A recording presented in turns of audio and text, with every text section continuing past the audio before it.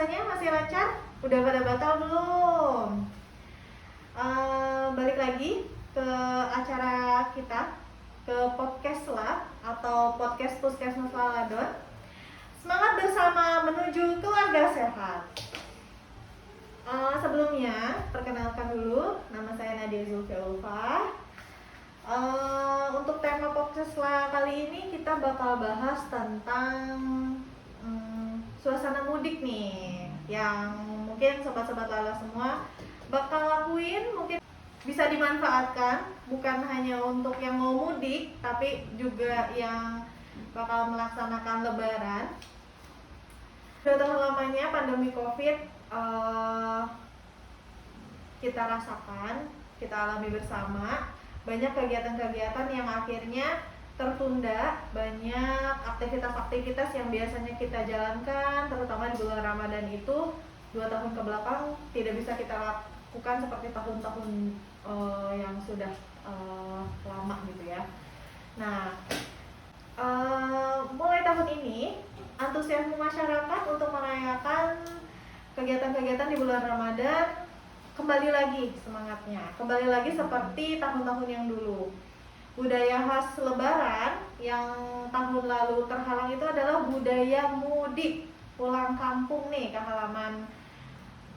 kampung halaman. Nah, kangen kan ya, udah bertahun-tahun gak ketemu sama orang dan keluarga di kampung. Namun, walaupun mudik dapat kita lakukan kembali, tentu tidak boleh membuat kita lengah ya untuk tetap memastikan keselamatan diri kita dan keluarga di kampung halaman. Untuk itu kita di podcast Puskesmas Laladon akan memberikan sedikit tips and trik tentang mudik sehat dan aman. Nah, tentunya kalau misalnya dari pihak Puskesmas Laladon ini ada narasumber-narasumber yang kompeten di bidangnya ya. Nah, untuk saat ini kita undang narasumber yang paling famous, paling terkenal dong di wilayah Puskesmas Laladon. Tidak lain dan tidak bukan adalah Bapak Muhammad Nay. Gimana Pak Nay, kabarnya sehat? Alhamdulillah Bu Nadia, Ya, sehat walafiat, barokah untuk semuanya. Amin. Amin. Kita ada tema nih. Kira-kira kiat-kiat atau tips aman dan sehat, karena kan kita walaupun pandemi udah mulai berkurang atau hampir tidak ada yang mudah-mudahan ke depannya, tapi kemudian antusiasme dari masyarakat kan sudah mulai kembali lagi nih untuk melaksanakan mudik lebaran. Kira-kira apa sih atau ada nggak sih tips-tips supaya tetap aman, tetap sehat saat mudik lebaran ke kampung halaman bertemu dengan keluarga? Ya, baik Bu Nadia, terima kasih. Ini tema yang cukup menarik ya, yang dilemparkan kepada kami. Tentunya tema ini mudah-mudahan bisa menjadi bahan edukasi juga buat masyarakat tentunya yang mau mudik ataupun memang tetap di rumah saja ya, karena tidak punya atau tidak ada kampung halaman. Jadi cukup di rumah saja. Oke, jadi seperti apa yang Bu Nadia sampaikan tadi, ada beberapa tips, yaitu tips aman ya, kalau nggak salah tips aman dan sehat ya, yang berkaitan dengan mudik nih ya. Jadi kalau kita melihat tips aman dan sehat yang berkaitan dengan mudik, itu ada beberapa macam yang harus diperhatikan. Salah satu yang paling utama tips aman atau sehat, tolong perhatikan kondisi diri kita dulu. Kondisi diri kita, keluarga kita tentunya yang mau mudik nih ya.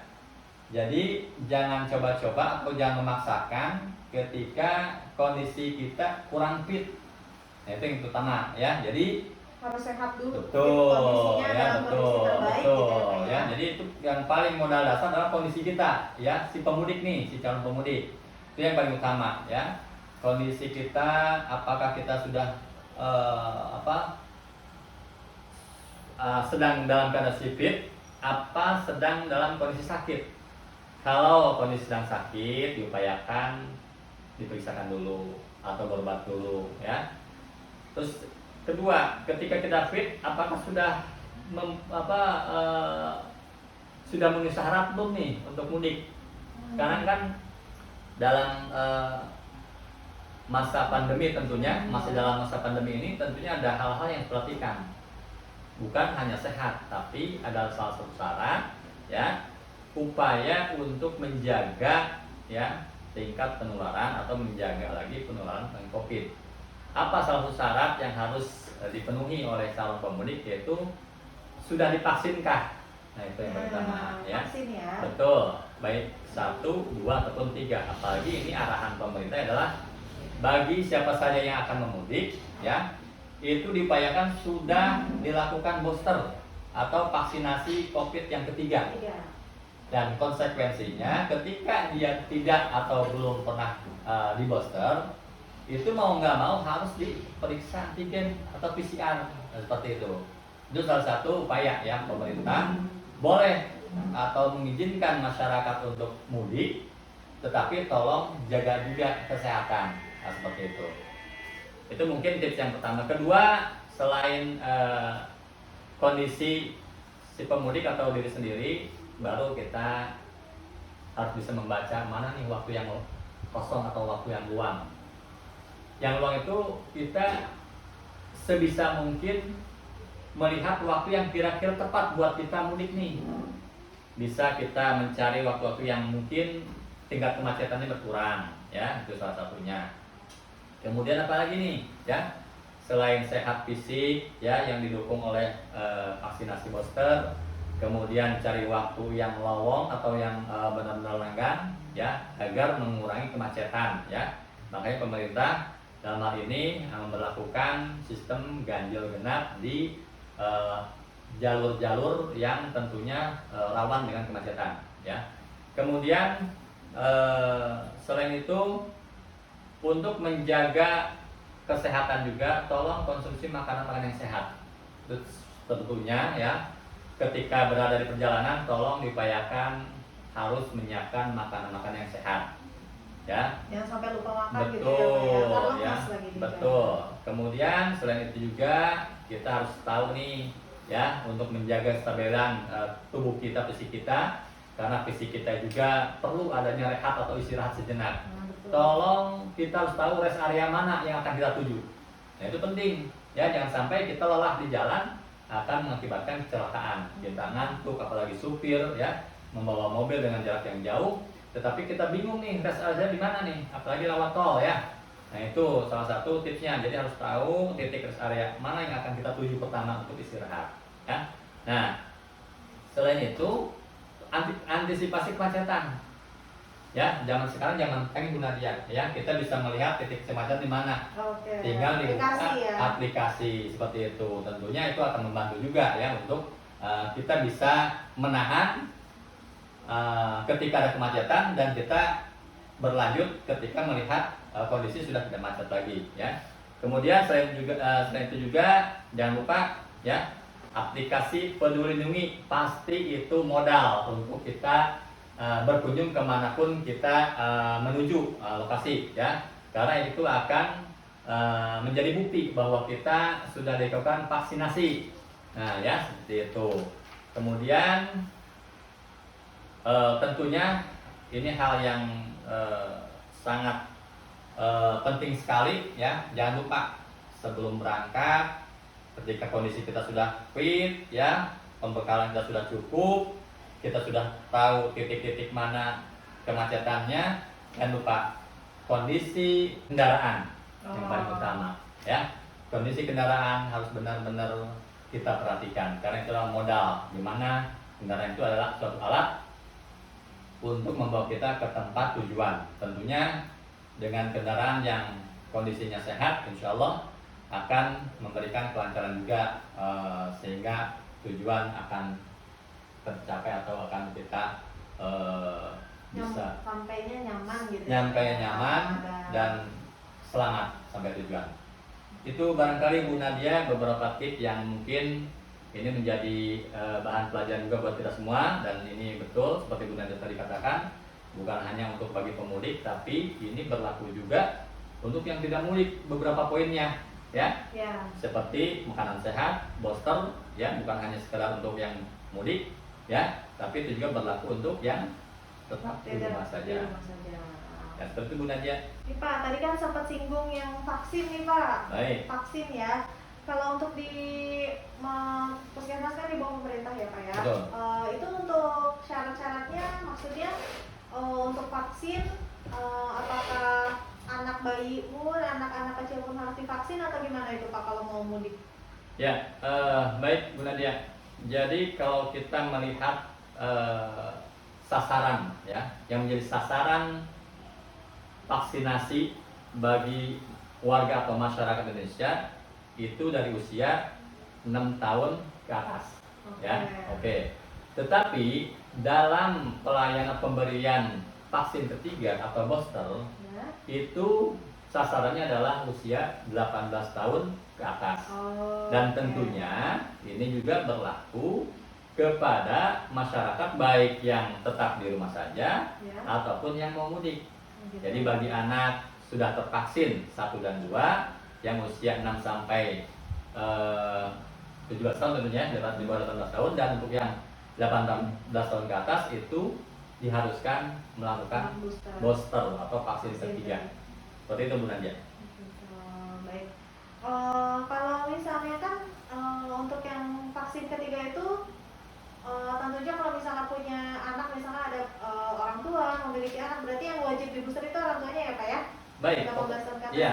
iya. Yang penting anak tersebut sudah masuk ke kategori wajib vaksin, itulah yang menjadi syarat. Oke. Kalau masih di bawah umur, misalnya di bawah umur 6 tahun, itu tidak menjadikan Tidak. syarat, walaupun mereka memang belum divaksin vaksin COVID ini, mereka tetap bisa menjalankan atau mengikuti kegiatan mudik, ya, mudik lebaran. Seperti itu Bu Nadia. Baik.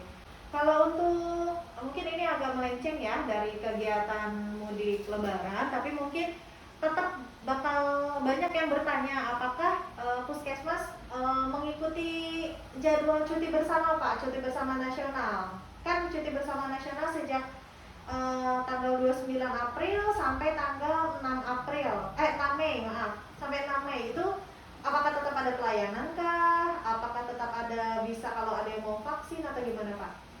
Baik Bu Nadia, pengalaman pribadi saya bekerja sudah lebih dari 20 tahun, dari tahun 92 ya.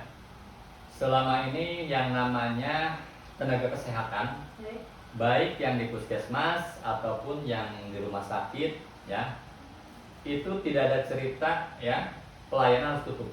Gitu. Ya. Jadi tidak ada cerita ya? pelayanan kesehatan itu tutup karena kondisi lebaran. Sekalipun tanggal merah loh, ya. Sekalipun tanggal merah itu diupayakan bagi pelayanan kesehatan baik puskesmas, terutama puskesmas dengan perawatan, ya, atau apalagi atau rumah sakit yang tentunya mereka 24 jam buka, itu tetap melayani sekalipun itu pada hari H-nya, ya, tetap melayani pelayanan untuk masyarakat yang sakit.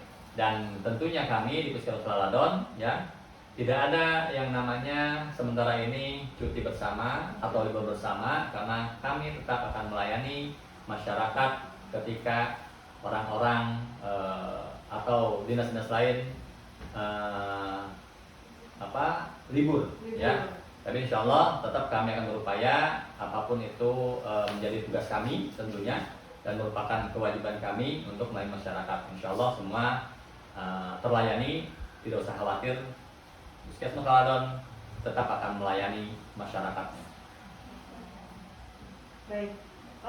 Jadi walaupun selama cuti bersama, selama mudik lebaran, bagi warga masyarakat yang membutuhkan pelayanan kesehatan atau membutuhkan pelayanan vaksinasi COVID gitu, jadi tetap bisa datang ke puskesmas ya Pak ya? Ya, tetap Puskesmas Laladon ketika kondisi libur bersama atau cuti bersama di masa-masa